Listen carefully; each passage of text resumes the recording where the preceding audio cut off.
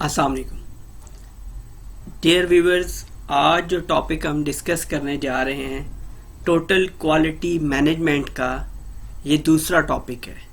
इससे last lecture में हमने डिस्कस किया what is quality and definition of quality. आज हम डिस्कस करने जा रहे हैं कि बेसिक टोटल क्वालिटी मैनेजमेंट के बेसिक कॉन्सेप्ट्स क्या हैं, बुनियादी तौर पर कौन सी चीज़ें हैं जिनके ऊपर टोटल क्वालिटी मैनेजमेंट वर्कआउट करती है या जिनके ऊपर टोटल क्वालिटी मैनेजमेंट का दारोमदार है। टेक्निकली ये 6 चीज़ें हैं। बेसिकली क्या हुआ कि टोटल क्वालिटी मैनेजमेंट के 6 बेसिक कॉन्सेप्ट्स हैं। पहला कॉन्सेप्ट है मैनेजमेंट इन्वॉल्वमेंट।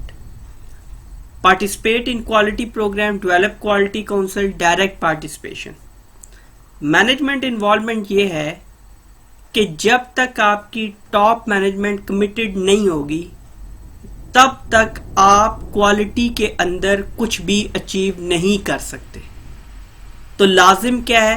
पहली चीज है पार्टिसिपेट इन क्वालिटी प्रोग्राम, कि वो क्वालिटी प्रोग्राम में पार्टिसिपेट। अब क्या है, बीइंग वर्कर तो वो पार्टिसिपेट नहीं करेंगे, लेकिन टॉप मैनेजमेंट होने के नाते उसके प्रोग्राम की डेवलपमेंट में हर चीज में अपना किरदार अदा करेंगे। डायरेक्ट पार्टिसिपेशन कैसे कर सकते हैं कि जब कोई भी प्रोडक्ट या सर्विस इन प्रोसेस हो तो उस दौरान चीज़ों को मेक श्योर कर सकते हैं, हेल्प आउट कर सकते हैं। सिर्फ चेक एंड बैलेंस ना रखें बल्कि प्रैक्टिकली हेल्प आउट करेंगे जब दूसरे वर्कर्स को, तो इससे एक पॉजिटिव कल्चर डेवलप होगा जिसके नतीजे में बेहतर क्वालिटी मैनेजमेंट हो सकती है। दूसरी चीज फोकस ऑन कस्टमर। आपने ऑलरेडी सुना होगा कि कस्टमर इज ऑलवेज राइट। तो यहां पे जो बेसिकली फोकस है वो फोकस ये है कि कस्टमर के ऊपर फोकस है।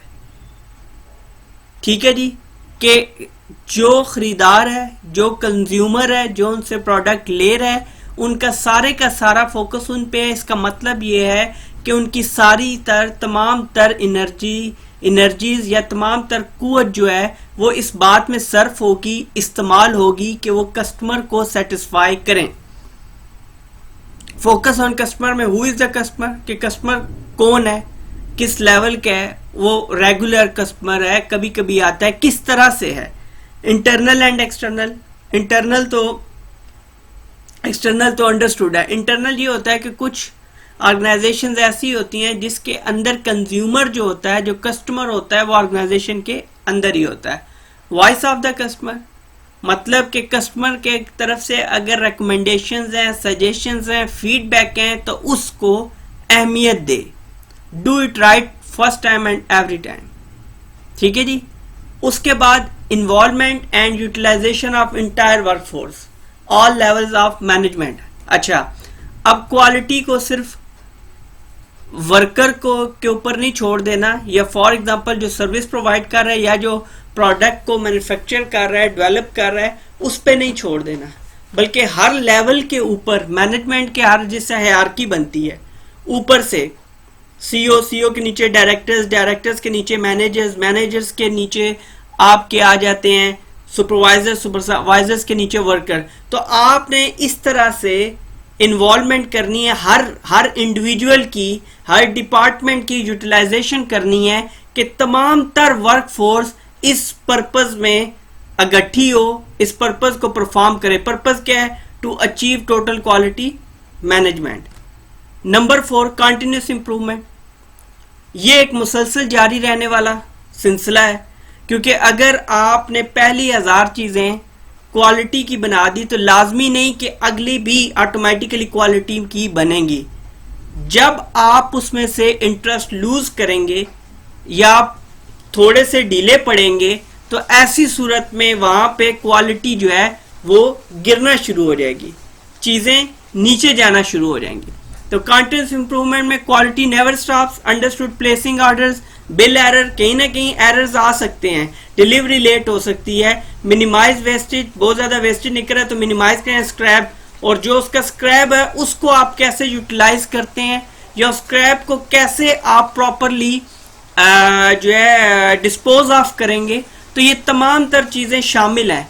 इसलिए हमेशा क्वालिटी को आप एक बार करके छोड़ नहीं देंगे, बल्कि ये कंटिन्यूस इंप्रूवमेंट है कि हर वक्त जारी रहने वाला अमल है। Next number 5, treating supplier as a partner. बहुत जबरदस्त टेक्निक है। इवन बीइंग किसी बिजनेस में भी रहते हुए ये टेक्निक बहुत ज्यादा जबरदस्त है कि आप अपने सप्लायर्स को, क्योंकि क्या है कि मार्केट में जिससे आप चीजें ले रहे हैं, ऑर्गेनाइजेशन जिससे भी सर्विसेज या प्रोडक्ट्स परचेज कर रही है, वो उसके सप्लायर हैं। तो होगा क्या, जब आप सप्लायर को एज अ पार्टनर लेंगे तो अगर आपके पास आपके पास कंज्यूमर की तरफ से, कस्टमर की तरफ से कोई सजेशंस आती हैं, कोई आप कह सकते हैं रिकमेंडेशंस आती हैं, अगर आपके सप्लायर के साथ ताल्लुकात ठीक नहीं है तो आप उसको उस प्रोडक्ट में बेहतरी नहीं ला सकते। आपके अच्छे ताल्लुकात नहीं है तो सप्लायर सिंपल कहेगा भाई यूज करना यूज करो, अदरवाइज हम तो ऐसे ही हैं।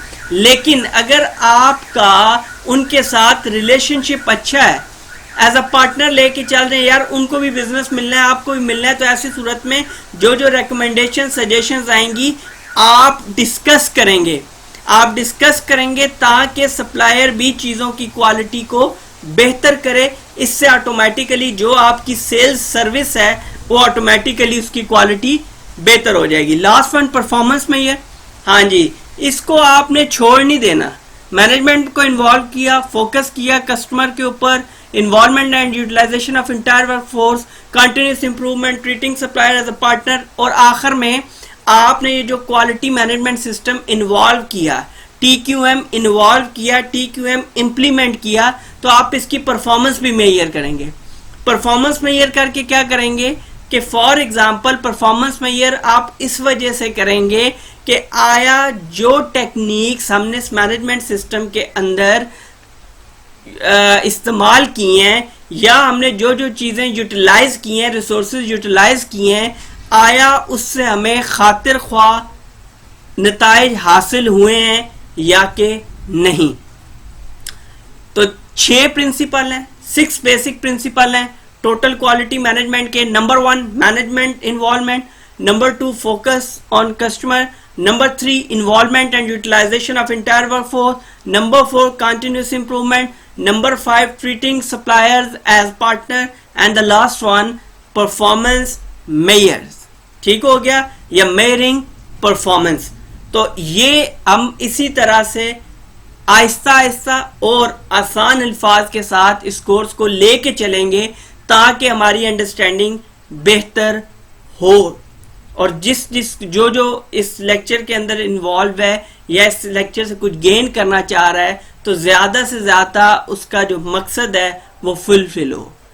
आज के लेक्चर क्वालिटी कंट्रोल के इस टॉपिक TQM बेसिक कॉन्सेप्ट्स के अंदर इतना ही। बहुत जल्द इसके अगले लेक्चर में आपसे मुलाकात होगी। तब तक के लिए अल्लाह हाफिज।